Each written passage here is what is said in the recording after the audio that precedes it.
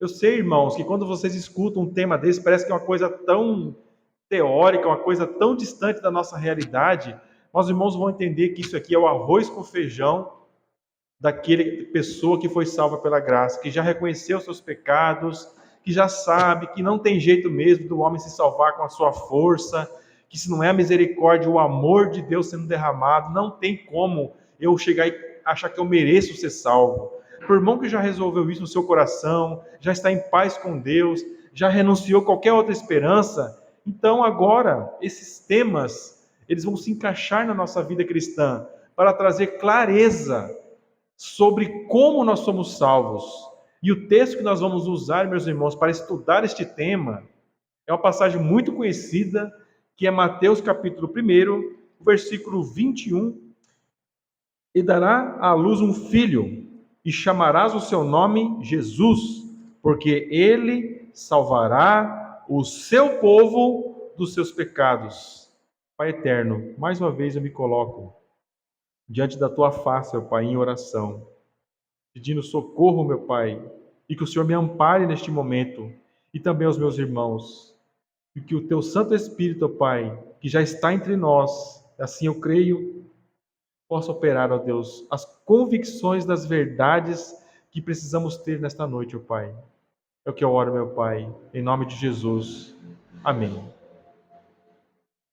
A doutrina da expiação limitada ensina que o sacrifício para a salvação dos pecados tem um número certo e limitado de pessoas. Expiação, irmãos, esse termo expiação você vai encontrar muito no Antigo Testamento e no Novo Testamento. O que é uma expiação? Em termos simples, é um sacrifício pelo pecado. Isso é expiação. E a expiação para a salvação, irmãos, é uma expiação limitada. Em que sentido? Ela tem um alvo específico. Não queremos dizer com isso, meus irmãos, eu já faço essa observação, que o sacrifício de Cristo é limitado por algum tipo de fraqueza, como alguns podem entender pelo uso dessa palavra limitado. Mas quando usamos esse adjetivo, expiação limitada, o que significa? Que é uma expiação, o sacrifício de Cristo tem um alvo limitado. E qual é esse alvo? É o povo de Deus. São os eleitos que Deus escolheu. Esses são aqueles a quem Cristo vai se sacrificar pelos seus pecados. É isso que nós vamos explicar nesta noite. Então não é um tiro para cima de olhos fechados, buscando atingir um alvo indefinido. É um tiro direto no coração de um alvo específico. Não se trata de um sacrifício para um número indefinido de pessoas, ou genérico, ou aleatório. Isso é o que se ensina por aí. Que Jesus morreu por um número ilimitado de pessoas. Isso, às vezes, irmãos, é ensinado com boa intenção. Mas essa boa intenção, irmãos, ela está enraizada na ignorância. Porque existe um grande problema, meus queridos, na apresentação do evangelho moderno. Sabe qual é o problema, meus irmãos? Ele não começa com Deus, mas começa com o homem. Tudo gira em torno do homem e as pessoas esquecem do número 1 que deveria ser colocado no ensino do evangelho. Quem, meus irmãos? Deus e a vontade de Deus. Imagine que você é um pontinho. Você é um eleito de Deus, alguém que ouviu o evangelho, se arrependeu e creu. Então você é um eleito de Deus. Tem sinais de que você é um eleito de Deus. Então você é um pontinho. Em volta de você, embora o exemplo não é perfeito, existe um círculo em sua volta.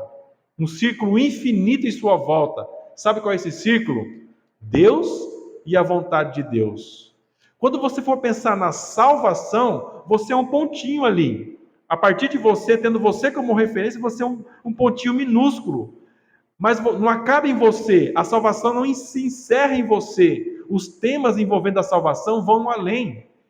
Em volta de você existe algo maior. O que existe em volta de você? Abrangendo tudo em sua volta. Deus e a vontade de Deus. E é isso que nós temos estudado, irmãos, em relação à salvação. Nós estamos indo além do homem. Então, como eu disse, às vezes com boa intenção, as pessoas param no homem. O homem precisa de salvação, ele precisa crer em Cristo. Amém? Isso é muito básico, muito simples. Mas a salvação não começa com o homem, começa com quem? Com Deus. Nós temos que entender a vontade de Deus em relação à salvação dos pecadores. Então, esse é um grande problema quando se aponta para o sacrifício de Jesus. Quando eu penso na salvação pensando só no homem, o que eu penso? Jesus está ali oferecendo salvação para todo mundo. É verdade isso? Amém. Jesus oferece salvação para todo mundo, certo, irmãos? Mas todo mundo é salvo? Todo mundo é salvo? Não, nem todos são salvos. Nem todos dão ouvidos ou querem receber este sacrifício. Essa é uma realidade.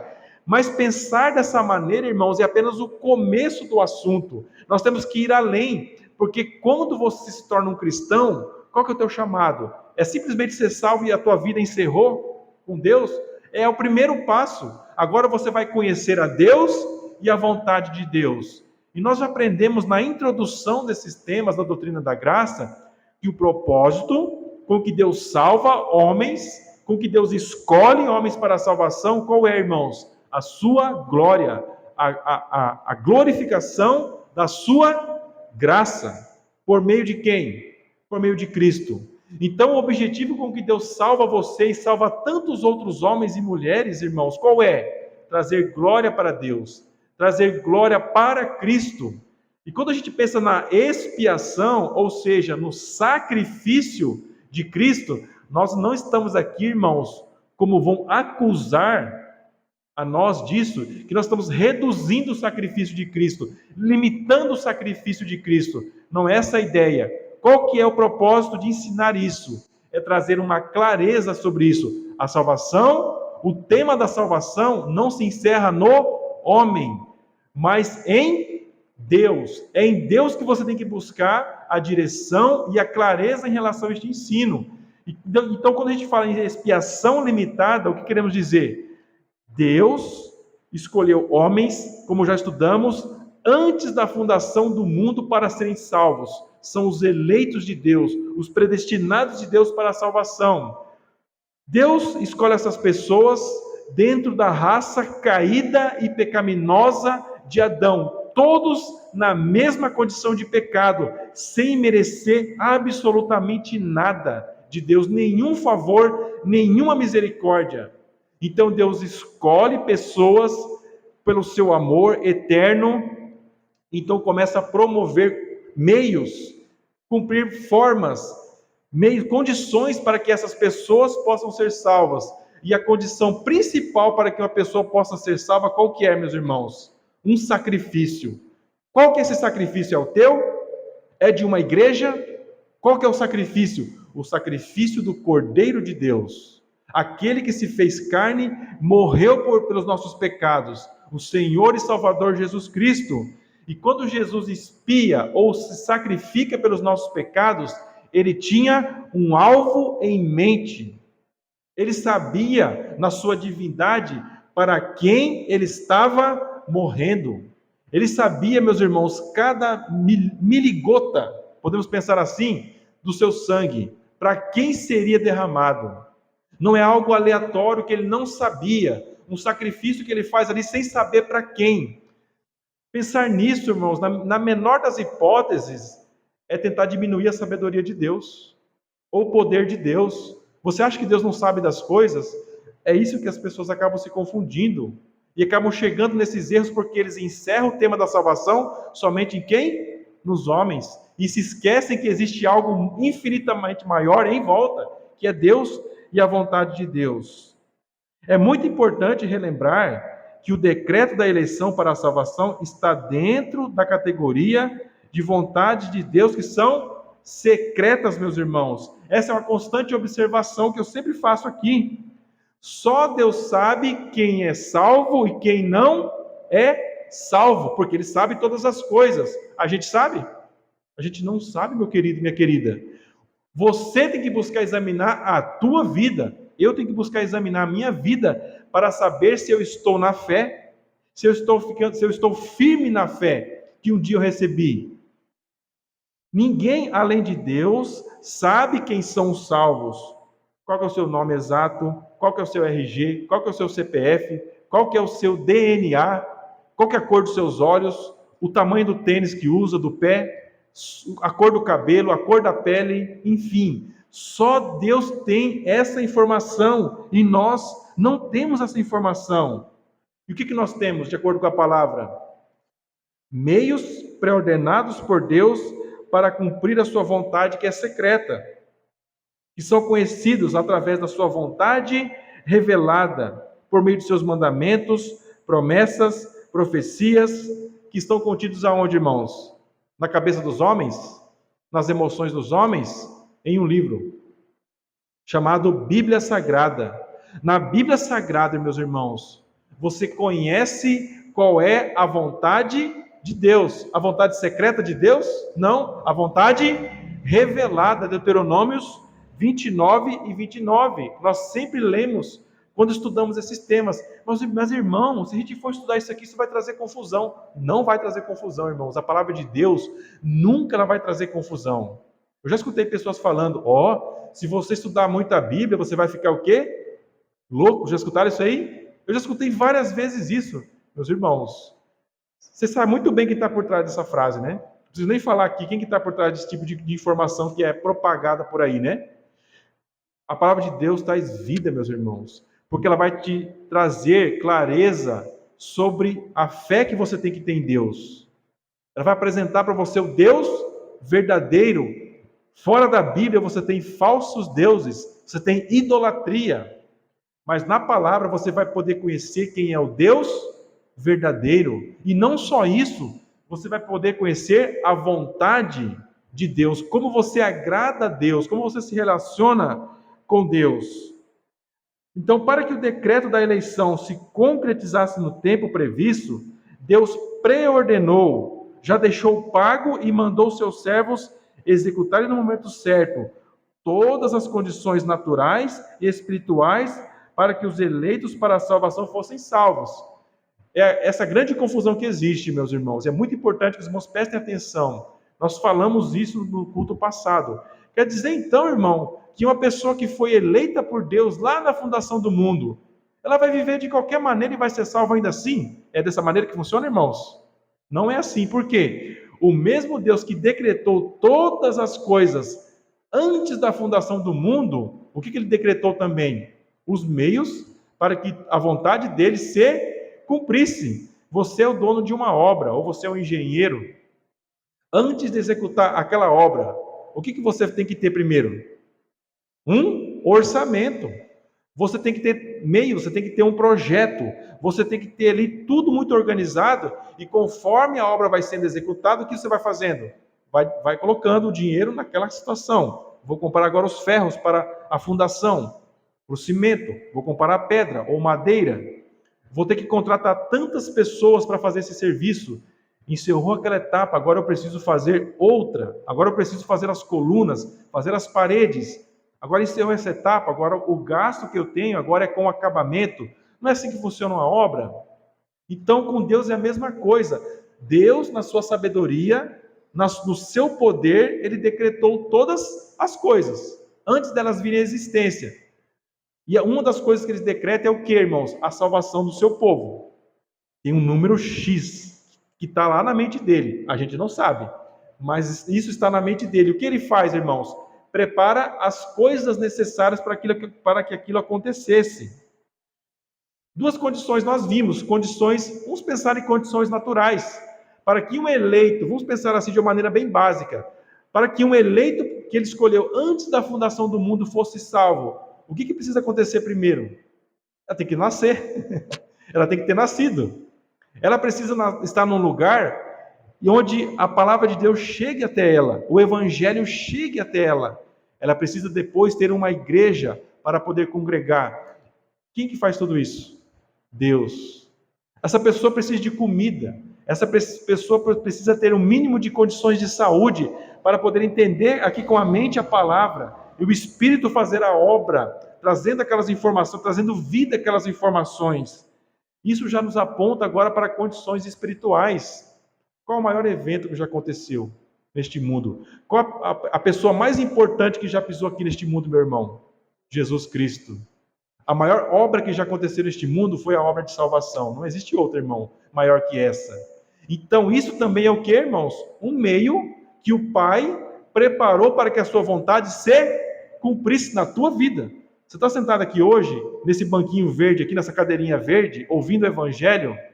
Quanta coisa Deus preparou. Você já parou para pensar nisso?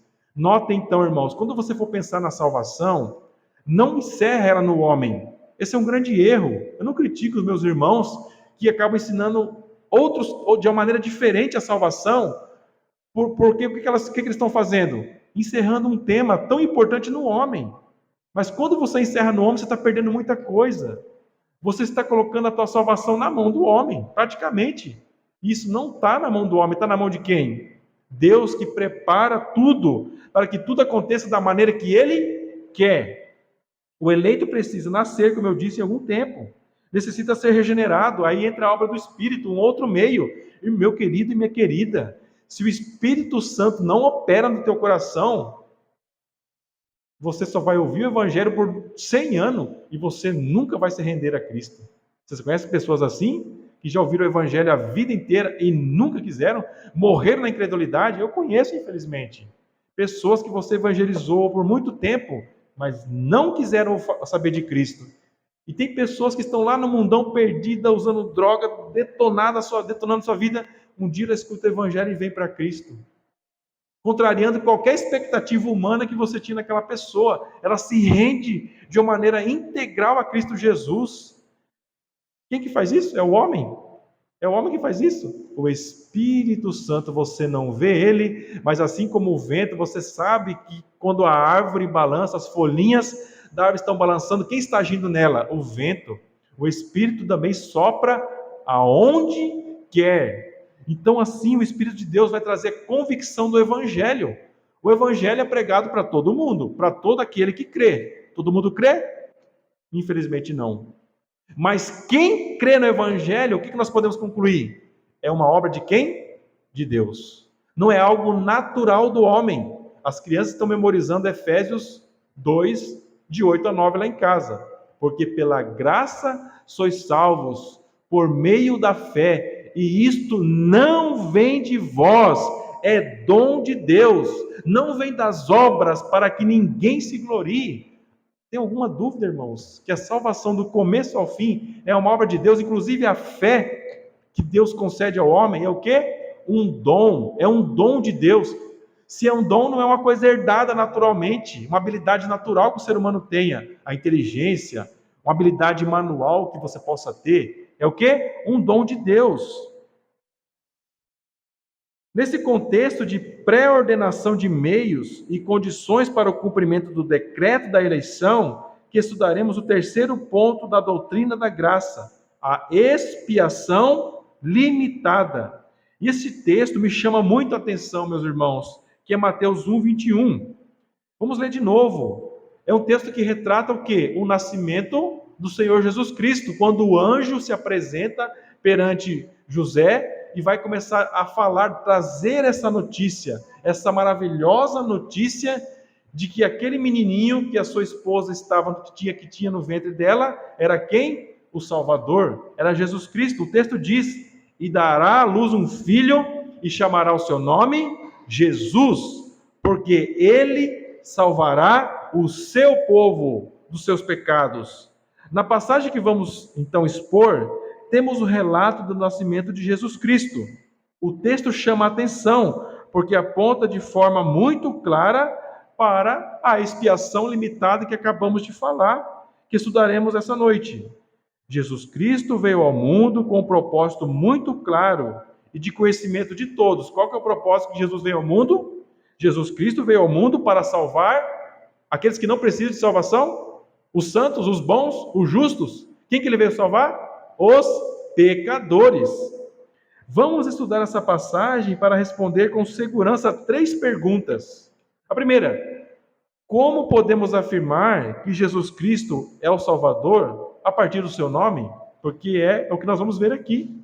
Como nós sabemos que Jesus é o Salvador? Simplesmente olhando para o nome dele. Segunda pergunta: quem são as pessoas que são salvas por Jesus? Quem são as pessoas? Terceira pergunta: Jesus salva essas pessoas exatamente do quê? Do que Jesus te salva? Do que ele te salvou? Você sabe, meu irmão? Então vamos responder essas perguntas. Primeira, como podemos afirmar que Jesus Cristo é o Salvador? Vamos olhar agora aqui, a partir desse versículo, para o nome do Salvador. O que o texto diz? E chamarás o seu nome Jesus. Em nossa cultura, o nome é dado por vários motivos. Porque é bonito, porque é o nome do teu vô, do teu tataravô, ou você faz uma mistura do nome do pai e da mãe, né? Aí você coloca o nome no seu filho, enfim, vários motivos.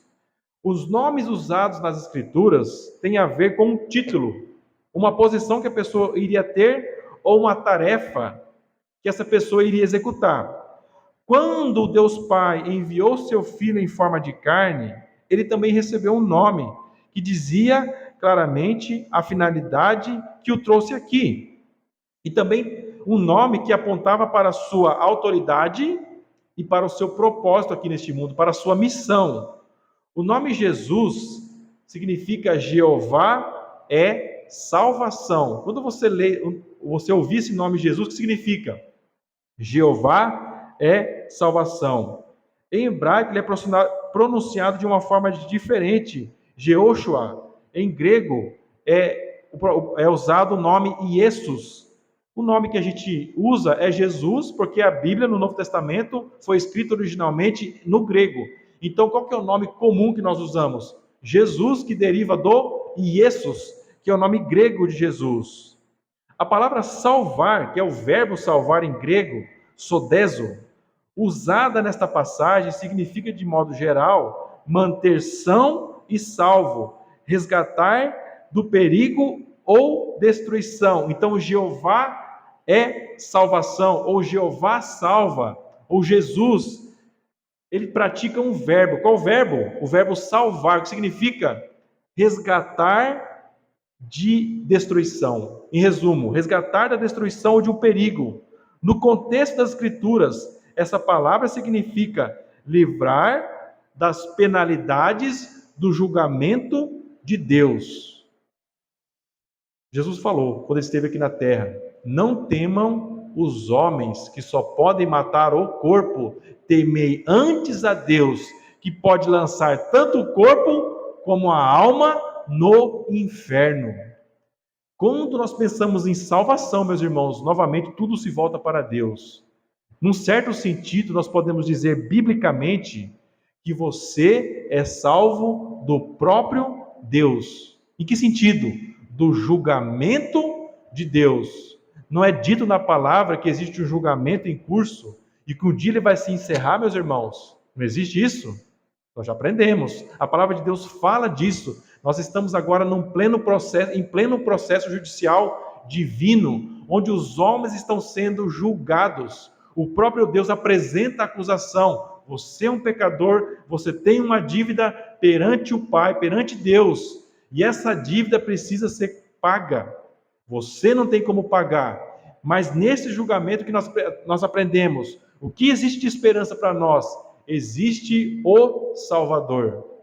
Observe como eu não disse um Salvador, mas o, porque não existe outro. E esse Salvador é quem? Qual é o nome dele? Jesus Cristo, que significa Jeová é salvação.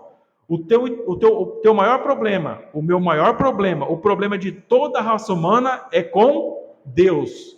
Mas a solução para esse problema é encontrada em quem também? No próprio Deus.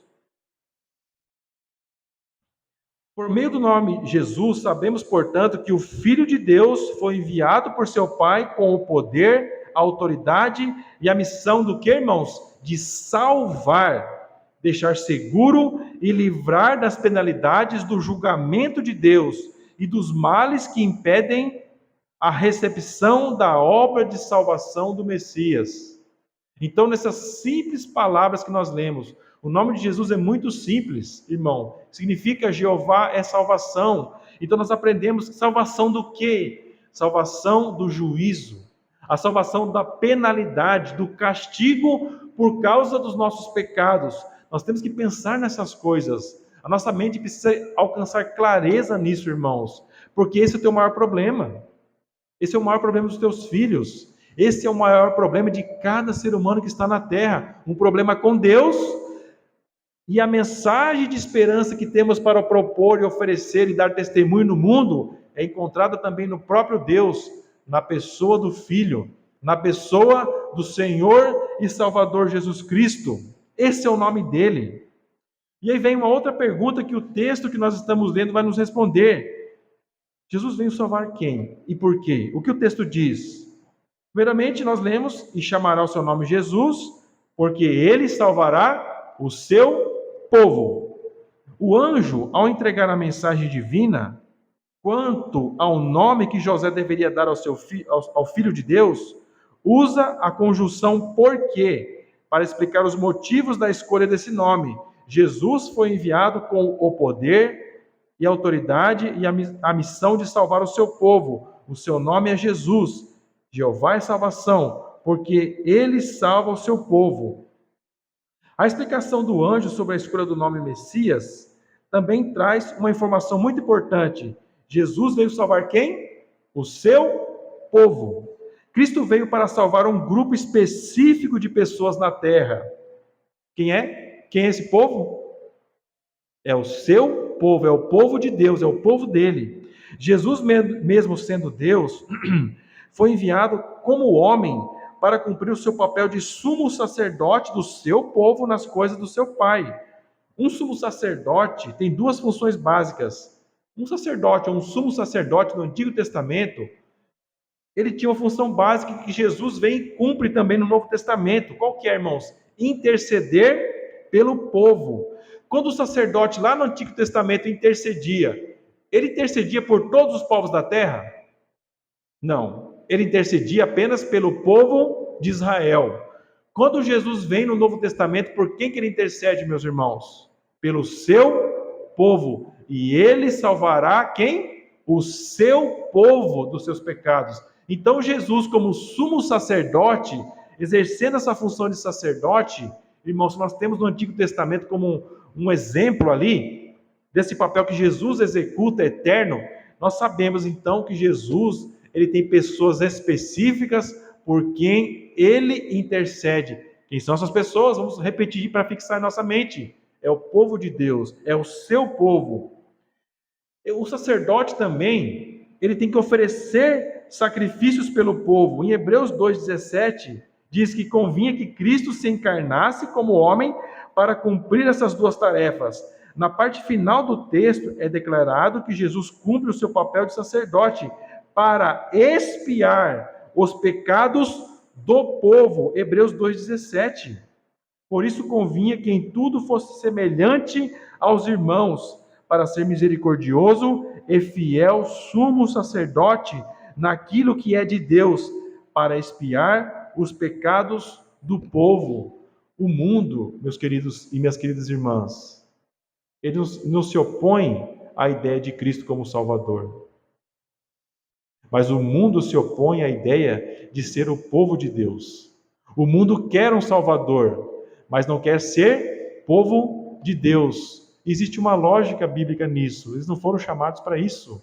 O mundo não pertence a Deus, meus irmãos. Não é o povo específico de Deus. Quem é o povo de Deus? Aqueles que foram salvos, aqueles que foram escolhidos por Ele antes da fundação do mundo. Então, embora exista poder em Cristo para salvar os pecados do mundo inteiro, ou se existisse, vamos imaginar que existisse um número infinito de pessoas no universo. Deus tem poder para salvar um universo infinito de pessoas, mas não foi do seu agrado salvar um número infinito de pessoas, mas salvar a quem, irmãos? O seu povo dos seus pecados. Foi do agrado do Pai decretar a eleição incondicional de um grupo certo de indivíduos para a salvação. O sacrifício ou a expiação feita por Cristo tem como alvo apenas a estes eleitos. Jesus os chama de ovelhas, para quem ele veio dar a sua vida. Essas são as figuras muito comuns que nós lemos na palavra, seja no Antigo Testamento. O Senhor é o meu pastor. Não é assim que nós lemos nos Salmos, irmãos? No Salmo 23. E no Novo Testamento, Jesus diz quem é o pastor, quem é o Senhor e o pastor, quem é esse? Quem é? Jesus Cristo. Vamos ler algumas passagens que vão apontar para essa realidade. Para os eleitos para a salvação, Jesus deixa a gloriosa promessa da expiação limitada. Ezequiel 34:11, porque assim diz o Senhor Deus, eis que eu mesmo, procurarei pelas minhas ovelhas e as buscarei. É uma promessa em Ezequiel, o profeta Ezequiel diz que o próprio Deus iria fazer o quê? Buscar as ovelhas que não eram dele, mas as suas ovelhas. Então, numa linguagem muito simples, né? Ovelhinhas, Deus compara aqueles que são eleitos, que são escolhidos por Ele antes da fundação do mundo. E ao longo da história, o que Deus iria fazer? Iria buscar cada uma dessas ovelhas. Existem promessas para as ovelhas de Deus. Alguma ovelha de Deus, de Cristo, pode se perder das suas mãos? Talvez um pastor humano de ovelhas perde alguma ovelha por aí, né? Talvez quem cuida de animais ou cuida, pode perder um animal ali que você tem responsabilidade. Mas Cristo, que é o bom pastor das ovelhas, ele não perde nenhuma das suas ovelhas. João 10:11, eu sou o bom pastor dá a sua vida pelas ovelhas. João 10:15, assim como o Pai me conhece a mim, também eu conheço o Pai e dou a minha vida pelas ovelhas. Essas ovelhas foram dadas a Jesus por seu Pai, e ninguém pode tomá-las de suas mãos. Leio de João 10:29. Meu Pai que mas deu é maior do que todos, e ninguém pode arrebatá-las da mão de meu Pai. Por que não? Porque Deus escolheu. Você acha que vai poder tomar alguma coisa da mão de Deus, meu querido? Você acha que o inimigo pode? Todos os poderes do inferno, ou mesmo que todos os anjos no céu se rebelem contra Deus, ou mesmo que o universo crie algum tipo de personalidade e queira tirar uma ovelha só das mãos do Pai, vão conseguir? Mesmo que se levantem seres poderosos nas galáxias e tentam tirar das mãos de Deus uma ovelhinha, vai conseguir? Não vai. Por quê, irmãos? Porque a salvação é baseada em Deus. Não está baseada na capacidade do homem, mas na capacidade do poder de Deus, nas promessas de Deus, no caráter de Deus. O sinal das verdadeiras ovelhas. Aqui vem uma pergunta que devemos agora então afunilar o nosso estudo nesta noite. Amém, meu irmão? Eu enchi meu coração de alegria ao saber disso, que as ovelhas do Pai não vão se perder. Mas agora nós devemos fazer uma pergunta, irmãos, a cada um de nós. Como eu sei que eu sou uma ovelha do Pai? Como eu sei disso? Das ovelhas escolhidas, o sinal de uma ovelha escolhida era este: suas ovelhas ouviriam a sua voz. João 10:27, as minhas ovelhas ouvem a minha voz, e eu conheço-as, e elas me seguem. Dois sinais aqui, meus irmãos. As verdadeiras ovelhas de Cristo, os verdadeiros eleitos do Pai, que são as ovelhas dele, quando elas escutam a voz do seu pastor, elas desobedecem e vão para outro caminho, ou elas escutam? Elas escutam e fazem o que depois? Seguem. Então, o primeiro sinal que você tem que responder para você: como é que eu sei que eu sou ovelha? Primeiro, porque eu escutei o meu pastor, que é Cristo. Depois, eu segui a voz do meu pastor. Esse seria o sinal, meu irmão. É muito simples. Os não eleitos para a salvação não creriam no que ele fez e nem reconheceriam a voz do pastor das ovelhas eleitas, porque não pertencem ao seu rebanho. João 10:27, novamente. Mas vós não credes, porque não sois das minhas ovelhas, como já vos tenho dito. Notem que existe, irmãos, este ensino, ele é tratado com muita repetição no Novo Testamento. O povo de Israel era chamado de povo de Deus. Mas quando o pastor das ovelhas veio, Israel, enquanto nação, escutou a voz do pastor? Escutou? Sim ou não? Nós aprendemos em Romanos, na nossa série, que não. Eles desprezaram a Jesus. Não só desprezaram, como fizeram o que com ele? Mataram. Entregaram ele para ser morto. Traíram. Fizeram tudo que poderia ser feito de mal ao pastor das ovelhas. E por que eles fizeram isso, irmãos? Porque não eram verdadeiras ovelhas. Tinham talvez a aparência de uma ovelha, mas não eram ovelhas do bom pastor. E por isso eles não escutaram a Cristo, não o reconheceram como pastor, não o reconheceram como Salvador. João 10:28 diz: E dou-lhes a vida eterna, e nunca hão de perecer, e ninguém as arrebatará da minha mão. Notem a promessa, meus queridos. Essa não é uma promessa que é feita indistintamente para quem não segue a Cristo. Então, irmãos, fica de uma maneira muito clara. A palavra não ensina que um eleito vai viver de qualquer maneira longe de Cristo e no final vai dar tudo certo para ele. Não é assim que funciona. Um eleito de Deus, qual que é o sinal disso? Ele escuta a voz de Deus. Ele escuta e segue a voz de Deus. Ele segue a Cristo. E existe essa promessa maravilhosa para quem escuta a voz de Cristo e segue a Ele. Ninguém vai arrebatar. Ninguém vai tomar da mão de Cristo se você te tirar das mãos de Cristo. Certo, meu irmão? Isso agora nos leva para outra pergunta. E vamos responder: do que Jesus veio salvar o seu povo? Essa é a grande pergunta. Das doenças? Da pobreza financeira? Será que é isso que Jesus veio salvar a gente? De você não ter problema, das tristezas que você possa ter neste mundo, dos problemas emocionais? Será que é isso? Vamos ler o que o texto nos diz. Mateus 1:21. Jesus veio salvar o seu povo dos seus pecados. Então, isso que nós temos que ter claramente, meu querido e minha querida. Jesus veio salvar o seu povo dos seus pecados. E como é que Jesus expia? Agora é outra pergunta que vamos responder. Como é que Jesus expia os pecados do seu povo? Primeira informação, meu irmão. Vivendo uma vida santa e irrepreensível perante o Pai. Você consegue viver uma vida santa e irrepreensível perante Deus? Sim ou não? Sem pecado? Sem nenhum pensamento? Não. Qualquer pessoa que afirme isso, irmãos, ou pode estar brincando, ou realmente não tem nenhum conhecimento bíblico sobre o testemunho do que a palavra diz sobre quem ela é, sobre a sua natureza totalmente depravada. Porque se nós formos olhar para o espelho da palavra, nós vamos ver um bicho feio lá, um monstro, que nós vamos querer tentar esconder de todas as formas. Por isso, então, meu irmão, você não pode viver perante Deus de uma maneira que agrada a Ele com as próprias forças ou diretamente. Você precisa de Cristo.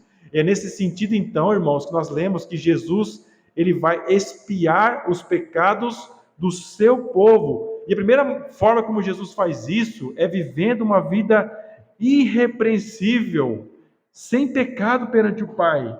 Segundo Coríntios 5:21, aquele que não conheceu o pecado, o fez pecado por nós, para que nele fôssemos feitos justiça de Deus. Durante toda a sua vida, Jesus guardou perfeitamente a lei de Deus para produzir uma justiça perfeita que é colocada na nossa conta. O nome disso é imputação. Ele tem 100% de crédito com o Pai, porque ele faz a vontade do Pai perfeitamente. E nós aqui, como eleitos de Deus, não fazemos. Nós estamos muito longe disso. Então, como é que Deus nos salva do nosso pecado por meio de Cristo, que é o Salvador? Toda a justiça que Cristo cumpre, enquanto ele esteve aqui como homem, perfeita que ele vive perante o Pai, o que ele faz? Ele deposita na tua conta. Ele bota tudo na tua conta. Quando ele vive essa vida perfeita, ele põe lá na sua conta. A santidade do Cordeiro Imaculado de Deus é transferida para cada um dos eleitos para a salvação. Essa é uma maneira. Mas qual que é a outra forma que nós lemos? Como Jesus expia os pecados do seu povo, sofrendo o castigo pelo seu povo. Quando Jesus, o Cordeiro Imaculado de Deus, sobe ao Calvário para ser castigado, ele não sofre por algum pecado dele, já que foi o único homem perfeito que existiu. Todo o castigo que suportou foi por causa dos pecados do seu povo. Por isso o nome dele, Jesus, e ele salvará o seu povo dos seus pecados. E a segunda maneira que estamos vendo aqui, como ele salva dos nossos pecados, é como, irmãos? Sofrendo em nosso lugar. Mas ele foi ferido por causa das nossas transgressões e moído por causa das nossas iniquidades. O castigo que nos traz a paz estava sobre ele, e pelas suas pisaduras fomos sarados. Todos nós andávamos desgarrados como ovelhas. Você é uma ovelha de Deus? Você é um eleito de Deus, mas como você andava? Desgarrado do rebanho. Como é que Jesus faz para te colocar no rebanho, para te unir ao rebanho dele? Ele sofre. Ele sofre o castigo no teu lugar. O texto vai dizer ainda em Isaías 53, cada um se desviava pelo seu caminho, mas o Senhor fez cair sobre ele a iniquidade de nós todos. Ele foi oprimido, afligido, mas não abriu sua boca. Como um cordeiro foi levado ao matadouro, e como a ovelha muda perante os seus tosqueadores, assim ele não abriu a sua boca. Isaías profetiza isso, 700 anos de Jesus vir ao mundo, com exata perfeição, meus queridos, apontando que ele ia pegar cada uma das suas ovelhas desgarradas por aí, esparramadas no rebanho, e para unir elas, o que ele faria? Se sacrificaria, morreria no lugar delas. Devemos entender o sacrifício de Cristo não como algo impessoal e formal. Cristo sofre o castigo por cada pecador eleito de maneira individual. É o que eu sempre gosto de pensar, meus irmãos. Quando Jesus morreu na cruz, ele, na sua natureza divina, ele sabia exatamente por quem ele estava morrendo. Carlos, a Madalena, a Aline, o irmão Sulino, o irmão André, outros irmãos na história, ele sabia, é o teu nome que estava em conta, a tua alma, que eles tinham em mente, quando ele se sacrifica pelos nossos pecados, e isso é muito pessoal. Jesus não é um salvador, meus irmãos, impessoal, distante, longe. Pense nisso, meus irmãos, com muito carinho. Quando eu disse no começo que este tema não é algo distante, mas ao contrário, é algo íntimo. Porque você tem que pensar que ele te conhece desde toda a eternidade. Não só no futuro, mas no passado, em eras infinitas, na eternidade. O Pai, o Filho e o Espírito te conhecem. E por isso ele vem ao mundo, na pessoa do Filho, para se sacrificar no teu lugar. Você quer ser mais especial do que isso? Tem como o ser humano apresentar algo maior do que isso? Será que alguém vai conseguir apresentar algo melhor, mais íntimo, mais maravilhoso do que a promessa da salvação a um pecador escolhido por Deus antes da eternidade, antes da criação de todas as coisas? Pois é assim que é a salvação, meus irmãos. Ela é pintada nas Escrituras com toda essa beleza, para que a gente possa dobrar os nossos joelhos em adoração. A minha salvação, irmãos, ela é cheia de glória, não é minha glória, mas é a glória de Deus que está por toda parte. Onde você tocar, irmãos, nesse tema da salvação, toda a glória vai cair na conta do Pai, na conta do Filho e do Espírito Santo, e você é grandemente abençoado ao contemplar essa glória, a beleza disso. Então, ele dá a vida em favor de cada uma de suas ovelhas. Jesus tem uma relação de amor e intimidade com cada uma delas. Não diz João que ele conhece cada uma pelo nome? Quando ela fala o teu nome, você reconhece a voz do teu pastor. Por quê? Porque ele tem uma relação íntima e pessoal com você. Quando você estava no ventre da tua mãe, ele te conhecia e ele te sustenta em cada batida do teu coração. Cada suspiro que você está dando aqui, todos os teus medos, todas as tuas angústias, as incertezas da tua vida, todas as lágrimas que você derramou, ele sabe a quantidade de litros que você derramou de lágrimas. Sabe as alegrias. Notem, irmãos, quanto que a salvação é algo maravilhoso quando ela é ensinada de maneira apropriada, de maneira bíblica. Você vê a grandeza do que foi colocado à tua disposição. E não começa com você. Começa na eternidade, no coração de Deus. Você estava lá. E agora você está aqui contemplando isso. Você está usufruindo disso pelo Espírito de Deus que está habitando aí em você. Se o Espírito de Deus está habitando em você, ele está falando amém para você no teu coração. Está promovendo o amém aí dentro de você. O assim seja. Eu sei disso. Porque isso está acontecendo na minha vida agora. Eu lembro, a Aline talvez possa se recordar, eu estava lendo uma passagem de Apocalipse, no culto, ali, eu estava lendo uma passagem em Apocalipse que eu não me recordo agora, mas Apocalipse diz sobre a salvação dos pecados de uma maneira pessoal. E quando eu li aquela passagem, o Espírito Santo fala com letras muito grandes. Ele retumba aquelas verdades no meu coração, de uma maneira que eu vi claramente que aquilo era para mim de uma maneira pessoal e íntima. Então, meus irmãos, não devemos pensar que a salvação que Cristo oferece lá na cruz do Calvário é algo distante, que ele não sabia por quem que ele estava morrendo. Isso é completamente ilógico, insano e até mesmo algo que soa algo blasfemo, quando a gente pensa no tanto que isso é especial e particular e íntimo com cada uma de suas ovelhas. O Cordeiro conhece cada uma delas pelo nome, e um dia lá na glória dos céus dará um novo nome escrito, ao qual ninguém conhece senão aquele que o recebe. Apocalipse capítulo 2, versículo 15, diz que cada um das suas ovelhas vai receber um novo nome, que nenhuma outra pessoa, nenhum anjo vai saber, a não ser você mesmo e o Filho, e o Pai e o Espírito. Isso reflete o quê? O que isso quer dizer, irmãos? Deus nos chama para Ele, para termos uma relação íntima e pessoal, incomparável com Ele. Quando você estiver lá na glória, na eternidade, meu querido, você vai ver os anjos, você vai ver a igreja, você vai ver a glória do novo céu e nova terra. Mas o que mais você vai desejar lá, irmãos, é aprofundar essa relação de intimidade que você tem aqui com Cristo. Que você pode olhar para a cruz e saber que você está lá. Cristo está contemplando você lá na cruz. Quando Ele derrama o sangue dele precioso, Ele derrama aquele sangue precioso por você. Se você crê nessas verdades, se você está sendo alimentado delas, aquilo foi para você, meu irmão, minha irmã. Através do seu sacrifício na cruz do Calvário, o seu povo é constituído justo diante de Deus.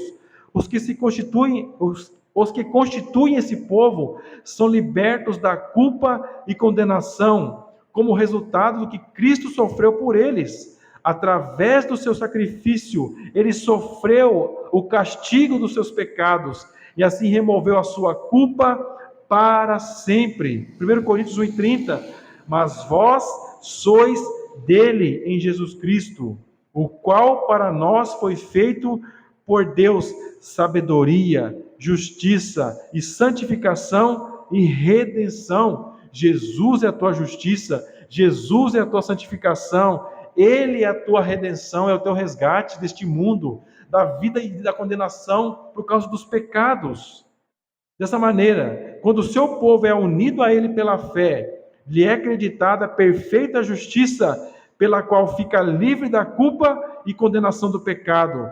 São salvos não pelo que fizeram ou irão fazer, mas tão somente na base da obra redentora do Senhor Jesus Cristo. Notem quanto isso é particular e especial. Isso tem que fazer você cantar como no Salmo 9. É isso que faz o crente cantar em meio à adversidade, em meio às lutas contra o pecado neste mundo. Você foi salvo pela graça. Cristo morre por você naquela cruz. Isso é algo especial, algo íntimo que está nas mãos dele. Você está nas mãos de Deus e ele cuida de você perfeitamente.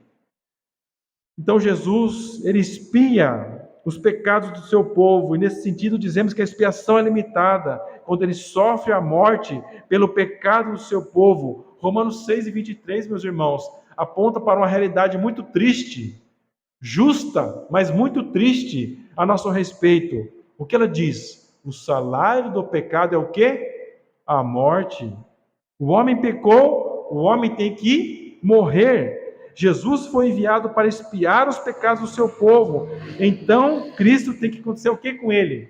Se o salário do pecado é a morte, e você pertence ao Pai, você é um eleito de Deus, para que você receba a vida eterna, outro tem que morrer no seu lugar para que você receba a vida eterna. A justiça de Deus precisa ser cumprida. O pecado merece a pena de morte. Sangue precisa ser derramado para que a justiça seja feita. Diante disso, Deus, em sua providência, envia o seu Filho amado para morrer debaixo da sua ira. Cristo, em amor e total submissão ao seu Pai, se humilhou, assumindo a forma de homem e, sendo obediente, morreu na cruz, Filipenses 2,8, e achado na forma de homem, humilhou-se a si mesmo, sendo obediente até a morte e morte de cruz. A morte de Cristo expia os pecados do seu povo. O resultado da expiação limitada é a reconciliação do seu povo com Deus. Romanos 5,10, porque se nós, sendo inimigos, fomos reconciliados com Deus pela morte do seu Filho, muito mais, tendo sido já reconciliados, seremos salvos pela sua vida. Essa é uma maneira como Jesus nos expia os nossos pecados. Mas Jesus não fica na morte. Jesus não permanece morto. Ele também ressuscita dos mortos. E podemos ler na palavra. E nós somos testemunhas de todas as coisas que fez, tanto na terra da Judéia como em Jerusalém, ao qual mataram, pendurando-o no madeiro. A este ressuscitou Deus ao terceiro dia e fez que se manifestasse, não a todo o povo, mas às testemunhas que Deus antes ordenara a nós, que comemos e bebemos juntamente com ele, depois que ressuscitou dentre os mortos, e nos mandou pregar ao povo e testificar que ele é o que por Deus foi constituído juiz dos vivos e dos mortos. Pense, meus irmãos, o maior evento que o mundo já viu, a ressurreição de Cristo dos mortos. A ressurreição de Jesus é diferente de qualquer outra ressurreição, porque todas as outras pessoas que foram ressuscitadas, inclusive quando Jesus está ali sendo crucificado na cruz, muitos se levantam dos túmulos, muitos santos, diz a Bíblia, que se levantam dos túmulos. Aquelas pessoas se levantam dos túmulos pelo poder de Deus, não pelo seu próprio poder, mas Jesus ressuscita pelo seu próprio poder. E depois que ele ressuscita dos mortos, Jesus aparece para todo mundo? Para quem que ele aparece? Para o seu povo, para aqueles que dantes foi preparado, aqueles que foram escolhidos por Deus para testemunhar o quê? A ressurreição de Jesus Cristo. A ressurreição de Jesus Cristo é um dos eventos que mais foi dado testemunho. A igreja primitiva morreu para dar testemunho da ressurreição de Cristo. As pessoas dão bola para isso? Ligam para isso? Se importam com isso? Mas um crente, um eleito de Deus, que foi salvo, lavado pelos seus pecados, que depositou toda a sua fé na vida, na obra de Cristo, na morte de Cristo e na ressurreição de Cristo, meus irmãos, ele se importa com essas coisas, porque isso tem a ver com ele, com a sua salvação. E por isso então nós pregamos e anunciamos não só a morte de Cristo, mas o que também? A sua ressurreição. Por quê, meu irmão? Porque Cristo, Deus deu testemunho pessoal dela para você. Eu morri e ressuscitei dos mortos com a finalidade de trazer salvação para você. A este dão testemunho todos os profetas, de que todos os que nele creem receberão o perdão dos pecados pelo seu nome. Atos 10, 39 a 43. Isso nos leva a uma conclusão. Podemos concluir diante dos textos que foram examinados, que Jesus não veio a este mundo para fazer uma expiação sem um alvo previamente delimitado. Sua expiação pelos pecadores é tremendamente poderosa, mas ela possui um limite em termos de propósito. Jesus veio para expiar os pecados de quem? Os pecados do seu povo. Qual que é o povo dele? Como que Jesus retrata isso? Ilustra? É as ovelhas. São as suas ovelhas. Ele veio dar a sua vida pelas suas ovelhas.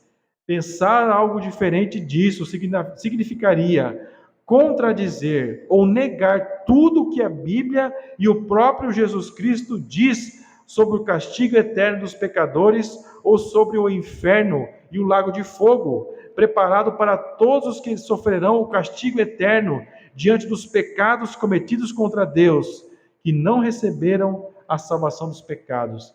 A pessoa que pensa que Jesus veio ali na cruz e morreu de uma maneira indeterminada, fez um sacrifício aleatório, deu um tiro para cima, sem ter um alvo específico, é pensar, irmãos, que não existe inferno.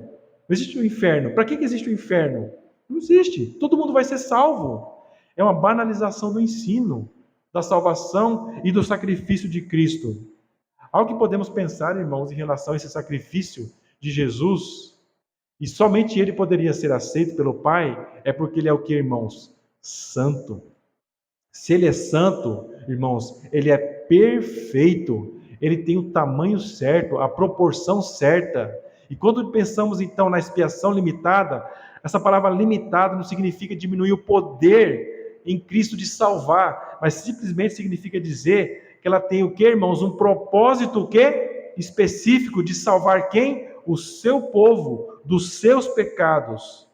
Vamos pensar em algumas coisas práticas em relação ao que vimos.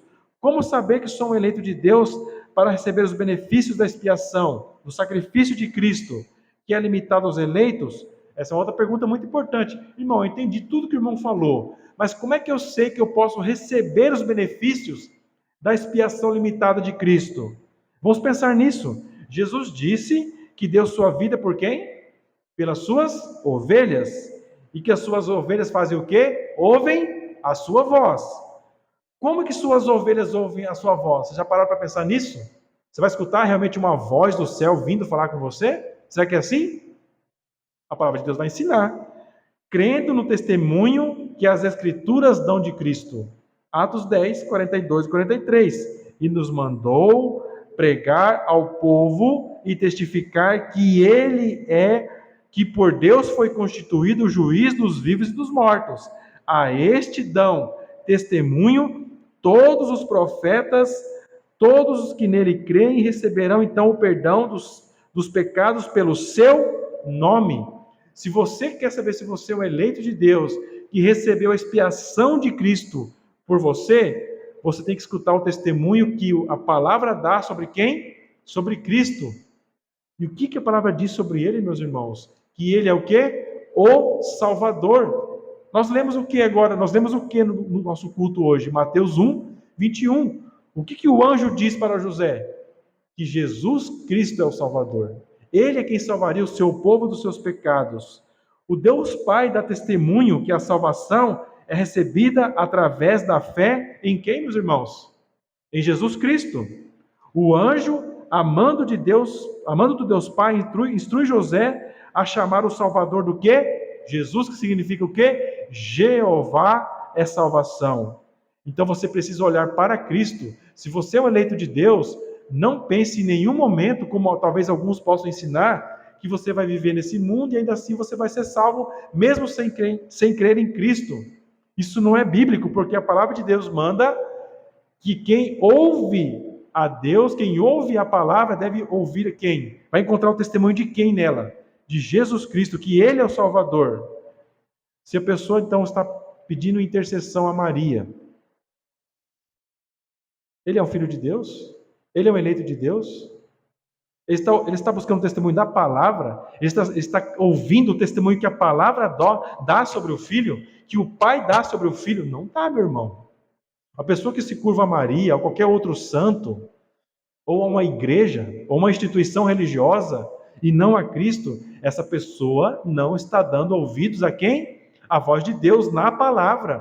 Porque a palavra de Deus aponta para quem? Para Cristo. Se você está olhando para você mesmo, você não é o eleito de Deus. Se você está pondo a tua confiança em você mesmo, não pense em nenhum momento que você é um eleito de Deus, porque você não está dando ouvidos ao testemunho que a palavra dá de alguém que é um verdadeiro filho dele. Olhar para Cristo. O próprio Deus Filho Jesus Cristo testemunha que a salvação é alcançada por meio da fé no que ele é e no que ele faz. Todo mundo conhece João 14,6. Disse-lhe Jesus: eu sou o caminho, a verdade e a vida. Ninguém vem ao Pai senão por mim. Irmãos, não tem dúvida, uma criança pode entender isso. Mas qual que é a dificuldade, meus irmãos? Crer. Por isso você tem a Igreja Católica Romana com todo esse poder. Vamos fazer bastante barulho. Vamos construir grandes catedrais com muito dinheiro, com um aparato grandioso, com a influência poderosa da mídia, com muito dinheiro, com muita coisa, com técnicas de manipulação para enganar as pessoas com muitas imagens. Porque é difícil, irmãos. Uma pessoa que não é capacitada pelo Espírito para crer, ela não virá pela sua própria força. Porque realmente, irmãos, somente aqueles que foram chamados pelo Pai, somente aqueles que foram escolhidos por Deus, vão dar ouvidos à palavra de Deus. O Espírito Santo foi enviado para dar testemunho aos eleitos sobre a expiação limitada de Cristo em seus corações, produzindo fé e arrependimento para a salvação. Muitos escutam o Evangelho, muitos ouvem por aí o Evangelho, mas são pouquíssimos que dão crédito, que acreditam e seguem. É as ovelhas apenas, que vão ouvir a voz do pastor e fazer o que depois? Seguir o seu pastor. Quem que capacita a ovelha a seguir? O Espírito. É o Espírito Santo. Isso é destinado a quem, irmãos? Somente ao seu povo. São recursos, são meios que o Pai providenciou apenas para aqueles que pertencem ao seu povo. Mas quando vier o Consolador, que eu da parte do Pai vos hei de enviar, aquele Espírito de verdade que procede do Pai, ele testificará de mim. Se um dia você creu em Cristo, sabe por que você creu em Cristo? Porque o Espírito Santo, o Consolador, foi enviado aqui neste mundo após a vinda de Cristo com um propósito específico: dar testemunho de Cristo para você. Se você creu em Cristo, sabe por que você creu? Porque o Espírito deu testemunho à tua alma, ao teu ser, de que Jesus é o Salvador. O Espírito não aponta para Ele mesmo. Você sabia disso, irmãos? Um dia nós vamos estudar de uma maneira mais profunda os atributos de Deus aqui na igreja. Uma série de estudos sobre os atributos de Deus, onde vamos estudar a obra do Espírito.